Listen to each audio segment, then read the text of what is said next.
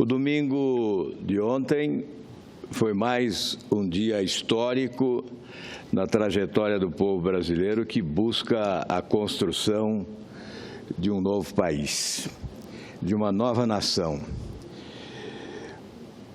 A presença de milhares de brasileiros nas ruas desse país, representando milhões de brasileiros que certamente ficaram em casa, mas alimentam as mesmas esperanças, os mesmos sonhos e sustentam as mesmas exigências, certamente nos reabilita a confiança de que o Brasil é uma nação em movimento na busca de uma mudança real que possa significar dias melhores para a população brasileira. Não há dúvida de que é preciso ler com clareza o que a população brasileira escreve nessa manifestação das suas legítimas aspirações, nas ruas do país, nas redes sociais. Às vezes ficamos confusos aqui porque não entendemos o posicionamento de alguns políticos ou de vários políticos ou de muitos políticos que, me parece, não aprenderam ainda a fazer a leitura do que o povo escreve. Políticos que se recusam a ouvir esse apelo por mudança que há na sociedade brasileira e atuam na contramão da realidade nacional. A votação, por exemplo, deste projeto de abuso da autoridade, que está programado para amanhã em regime de urgência, é um exemplo presente desta marcha na contramão da realidade do país. Não há razão para se votar apressadamente um projeto dessa natureza. Se ele está nas gavetas do Congresso há mais de 7 anos, por que essa correria neste momento? Nós temos já lei de abuso da autoridade. O abuso da autoridade já é crime. Não há um vácuo na legislação. E nós já citamos desta tribuna os 3 dispositivos ou as 3 normas legais que estabelecem os crimes praticados por autoridades e a responsabilização criminal delas. Além da lei do abuso da autoridade, que nós também entendemos ser uma lei antiga, que precisa ser modernizada, mas ela está em vigor, produzindo efeitos de natureza jurídica. Temos ainda a Lei Complementar 35, que dispõe sobre a Lei Orgânica da Magistratura Nacional, e temos o Código de Processo Civil, a Lei número 13.105, que estabelece no artigo 143 que o juiz responderá civil e regressivamente por perdas e danos quando praticar crimes, e os crimes estão aqui elencados. Portanto, não há razão para esse assodamento. Esse assodamento fica sob suspeição. É natural que suspeitemos desta pressa. Nesse clima de revanche exposta, de tensões nervosas, não é o momento adequado para legislar sobre matéria desta natureza. É evidente que nós não temos condições de produzir uma boa lei neste momento.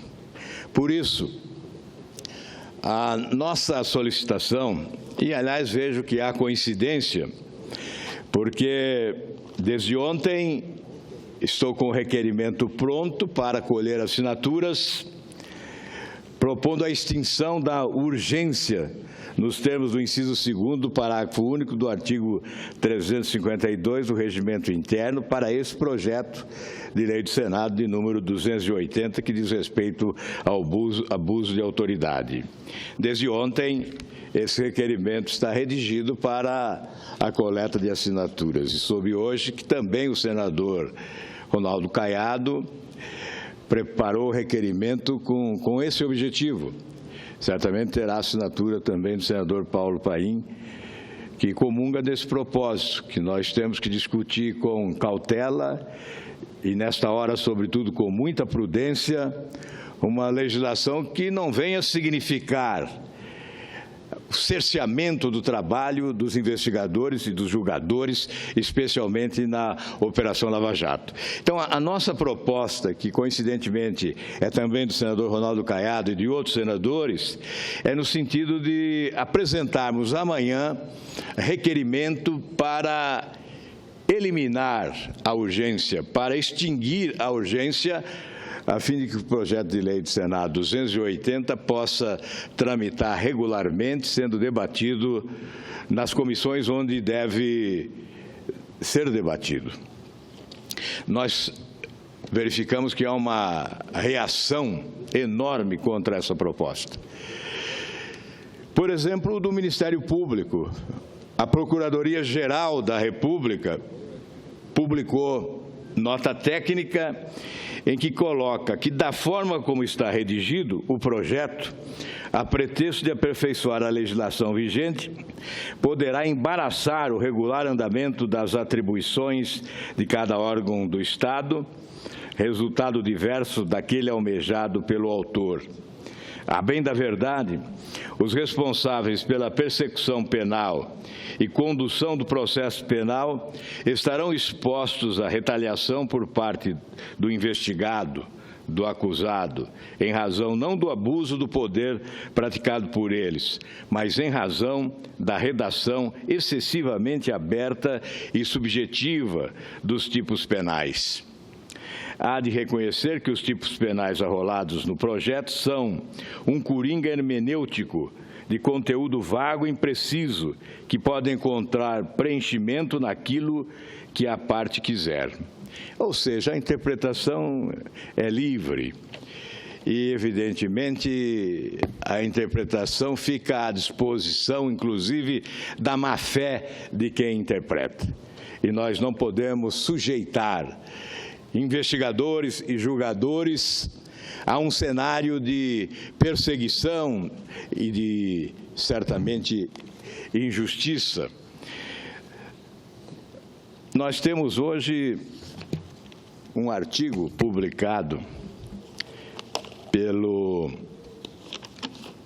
procurador Deltan Dallagnol, e não só por ele, assina conjuntamente Hélio Télio e Deltan Dallagnol, procuradores da República, que trata do abuso de autoridade e faz referência à pena de aposentadoria de magistrados, descrevendo o que é mito e o que é verdade.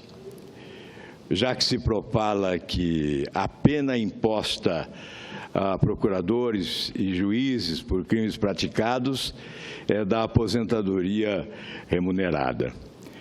E esses dois procuradores, que, aliás, realizam um trabalho de excelência, sobretudo na Operação Lava Jato, esses dois procuradores procuram colocar nos seus devidos termos essa questão. E a síntese deste artigo é demonstrar que existe legislação severa para punir crimes praticados por autoridades. E dizem: como todo e qualquer cidadão ou servidor público, os juízes respondem pelos crimes que praticam, podendo ir para a cadeia ter seus bens confiscados para ressarcir e perder o cargo sem direito à aposentadoria. O mesmo vale para promotores e procuradores. E cita um exemplo do juiz Nicolau dos Santos Neto, conhecido como juiz Lalau. Ele foi condenado a mais de 26 anos de reclusão em regime fechado pelos crimes de peculato, estelionato e corrupção passiva, pelo desvio de 170 milhões das obras do Fórum Trabalhista de São Paulo. A sentença ainda o condenou à perda do cargo sem direito à aposentadoria. O ex-juiz Lalau, que teve seus bens confiscados, cumpriu parte da pena na penitenciária de Tremembé, outra parte em prisão domiciliar e, por fim, foi beneficiado por indulto concedido pela presidente Dilma. O juiz João Carlos da Rocha Matos, por sua vez, foi condenado a 12 anos de prisão em regime fechado por formação de quadrilha, denunciação caluniosa e abuso de autoridade, dos quais cumpriu quase 8 anos na cadeia. Depois foi novamente sentenciado a mais 17 anos de prisão, também em regime fechado, pelos crimes de lavagem de dinheiro e evasão de divisas. O ex-juiz Rocha Matos, que se encontra atualmente preso e cumprindo pena, foi ainda condenado à perda do cargo sem direito à aposentadoria e teve mais de 77 milhões de reais em dinheiro apreendidos e confiscados. Portanto, temos legislação rigorosa para a punição de autoridades. O problema é que são raros os casos em que as penas da corrupção são aplicados. Apenas 3 a cada 100 desses casos são punidos no Brasil. Os exemplos dos ex-juízes são oásis de justiça no deserto de impunidade da corrupção.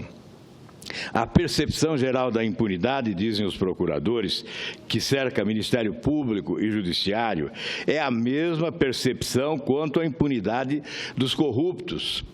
Ela decorre da morosidade e das brechas da lei que protegem os réus de colarinho branco. A solução para esse problema é clara. As 10 medidas contra a corrupção, rejeitadas pela Câmara dos Deputados, oferecem soluções para esse problema, porque propõem tornar mais sério e efetivo o processo de punição. Acabam com os recursos protelatórios, agilizam a solução dos processos, permitem a execução provisória da condenação, reduzem os casos de cancelamento da pena pela prescrição, fecham as brechas para anulação de casos e facilitam a recuperação do dinheiro público roubado. Além disso, acabar com o foro privilegiado daria mais agilidade às punições de magistrados. Proposta com esse objetivo, aliás, de nossa autoria, foi aprovada pela Comissão de Constituição e Justiça e conta com o apoio de todas as associações de magistrados judiciais e do Ministério Público, afirmam os procuradores. Contudo, o Congresso resiste em acabar com essa proteção dada também aos parlamentares que são investigados. Eu creio, senador Paulo Paim, que nós superaremos essa barreira. Assim como aprovamos na Comissão de Constituição e Justiça, haveremos de aprovar no plenário do Senado Federal essa proposta que acaba com o privilégio concedido a autoridades brasileiras, como se estivessem num pedestal, constituindo uma casta de superiores, julgados apenas pelo Supremo Tribunal Federal ou não julgados em razão da morosidade dos procedimentos adotados na Suprema Corte, até porque é humanamente impossível para 11 juízes julgar mais de 32 mil autoridades ou autoridades que estão nesse contexto de 32 mil, obviamente, nem todas as autoridades cometem delitos, mas hoje temos lá 364 inquéritos em andamento no Supremo Tribunal Federal envolvendo autoridades brasileiras. Seria um avanço civilizatório emblemático eliminar o foro privilegiado de autoridades no Brasil. A PEC 291 também tramita na Câmara, já foi aprovada aqui no Senado, propõe acabar com a pena disciplinar de aposentadoria compulsória de magistrados e criar ação civil de perda do cargo, sem direito à remuneração.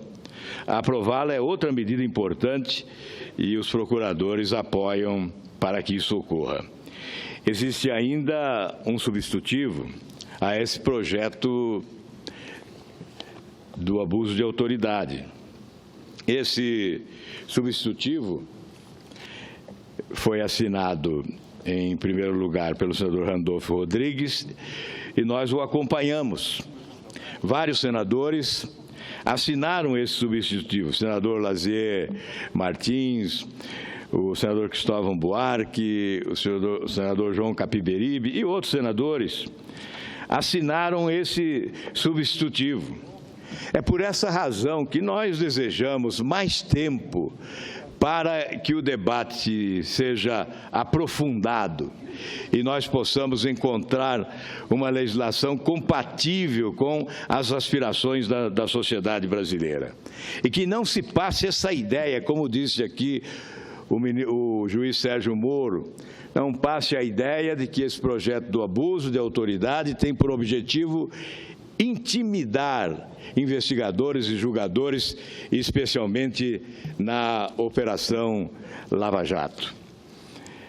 Nas últimas 2 décadas, nós podemos verificar que o Brasil se tornou um país adepto ao direito penal de emergência, de última hora, feito de afogadilho.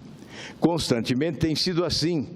Sempre que um evento danoso afeta com impacto a sociedade e ocupa por um longo espaço de tempo a mídia televisiva, surge a emergência, o imediatismo de produzir uma lei penal para dar resposta à sociedade. Além do direito penal de emergência, estamos vendo agora o direito penal do oportunismo. No momento em que a Operação Lava Jato, que já levou a mão da justiça aos operadores, funcionários públicos e empresários envolvidos em ações criminosas, e agora caminha para tirar o manto da impunidade de muitos representantes da classe política, surge a urgência de votar um projeto sobre abuso de autoridade. O problema do Brasil não é excesso de abuso de autoridade, mas sim abuso da prática da corrupção, do tráfico de influência, da formação de quadrilha. A prioridade são outras. Esta não foi a prioridade da multidão que foi às ruas do Brasil ontem. O parlamento deve gastar sua energia com a reforma administrativa, a reforma tributária, a reforma do sistema de gestão da dívida pública. A definição dos crimes de abuso de autoridade pode ficar para depois, especialmente da Operação Lava Jato, mas se não pudermos esperar tanto, esperemos o próximo ano, para que a Comissão de Constituição e Justiça, especialmente, possa aprofundar o debate sobre esta questão.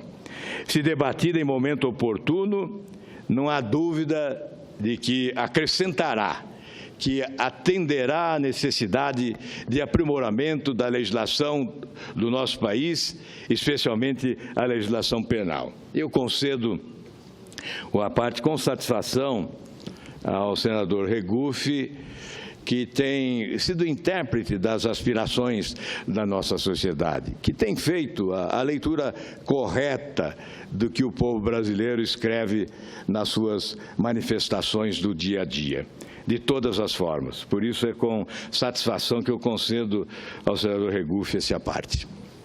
Senador Álvaro Dias, eu quero, em primeiro lugar, parabenizar Vossa Excelência por esse pronunciamento aqui nessa casa, na tarde de hoje. Quero aqui dizer que Vossa Excelência pode contar com a minha assinatura.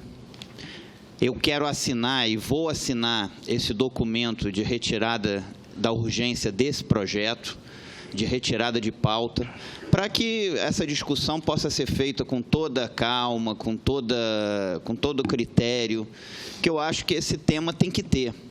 e não no momento onde o país todo está apoiando uma operação importante nesse país, que é a Operação Lava Jato. Acho que se tem uma coisa que une as pessoas de bem desse país nesse momento, é a Operação Lava Jato. As pessoas têm dúvida nas ruas sobre muitas coisas, inclusive sobre o Congresso Nacional. Mas a Operação Lava Jato, sobre isso aqui, sobre o Congresso Nacional. Agora, a Operação Lava Jato, ela vem cumprindo um excelente papel. E no momento que nós estamos vendo as instituições funcionando, nós temos que dar força para essas instituições. Se tiver desvios ou excessos, que punamos os desvios ou excessos, mas nunca enfraquecer instituições que são importantes para o cidadão desse país, para a população desse país. Então, eu quero aqui estar junto com Vossa Excelência nessa luta. Vossa Excelência conte com a minha assinatura para retirar a urgência desse projeto, para que essa casa possa debater com calma no que vem isso, sem ter esse afogadilho, e acho que isso é o melhor para todos, com prudência, com calma, e se discutir, cada um democraticamente colocar a sua opinião, até porque é uma casa democrática e prevalece a vontade da maioria. Mas não me parece que o melhor é discutir isso nesse momento. Eu, como Vossa Excelência, votei contra a urgência, na última quarta-feira, de se votar aquele projeto que veio da Câmara dos Deputados, esse projeto que desfigurou as 10 medidas contra a corrupção, que é um projeto de iniciativa popular importantíssimo, que teve assinatura de mais de 2 milhões de brasileiros. Não é só um projeto oriundo do Ministério Público, como muita gente coloca. É um projeto que teve assinatura de mais de 2 milhões de brasileiros. Então, eu, como Vossa Excelência, votei contra a urgência desse projeto na quarta-feira. Nós fomos vitoriosos. O Senado não votou isso na quarta-feira. E eu espero que não vote amanhã, principalmente no momento que não é essa discussão que a sociedade quer. O que a sociedade quer nesse momento do parlamento é que se discuta uma reforma política, que se discuta uma reforma tributária, que se discute os problemas reais da vida dessa sociedade. E não que se tente interferir numa operação que está tendo todo o aplauso e merecido por parte da população desse país. Quero me congratular com Vossa Excelência, dizer que Vossa Excelência pode contar com a minha assinatura nesse requerimento e que eu considero importante que essa casa, que representa a população, esteja em consonância com a população, de mãos dadas com a população, e nunca contra essa população. Então, Vossa Excelência, conte com a minha assinatura e parabenizar Vossa Excelência por esse pronunciamento. Muito obrigado, senador Regufe. O espetáculo que nós vimos ontem foi o espetáculo da democracia direta. Muitos defendem a democracia direta. Foi a população nas ruas do Brasil exigindo, opinando, exigindo, decidindo, enfim.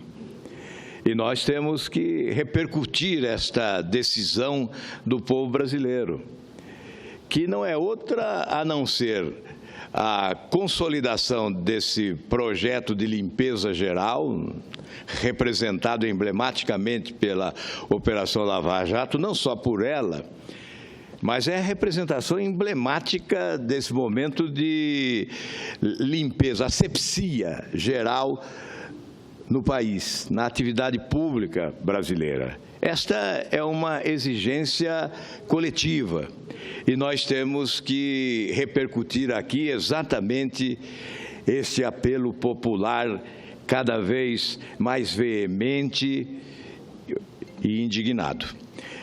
Senador Regufe, nós vamos colher assinaturas nesse requerimento e certamente vamos somar ao requerimento do senador Ronaldo Caiado essas assinaturas para completarmos a exigência regimental de mais de 21 senadores para que nós possamos eliminar a urgência e iniciarmos um debate construtivo para que a legislação que seja oferecida em relação a abuso de autoridade seja aquela compatível com as aspirações do povo brasileiro.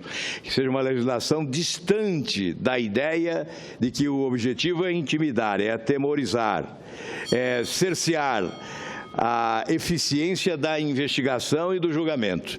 Não, ao contrário, nós não podemos admitir que esse abuso, isso sim se configuraria em abuso de autoridade, a imposição de um projeto votado apressadamente, de forma assodada para impor normas e certamente controlar a atividade de juízes, promotores, enfim, de investigadores e julgadores. Muito obrigado, senador Paulo Paim, e vamos aguardar que uma maioria expressiva de senadores possa se somar, alimentando aqui as expectativas do povo brasileiro de que é possível, sim, mudar esse país.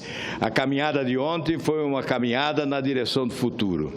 Aqueles que caminharam pelas ruas do país caminharam na direção do amanhã, que há de ser a construção de uma nação que atenda às aspirações da nossa gente. Muito obrigado, senhor presidente.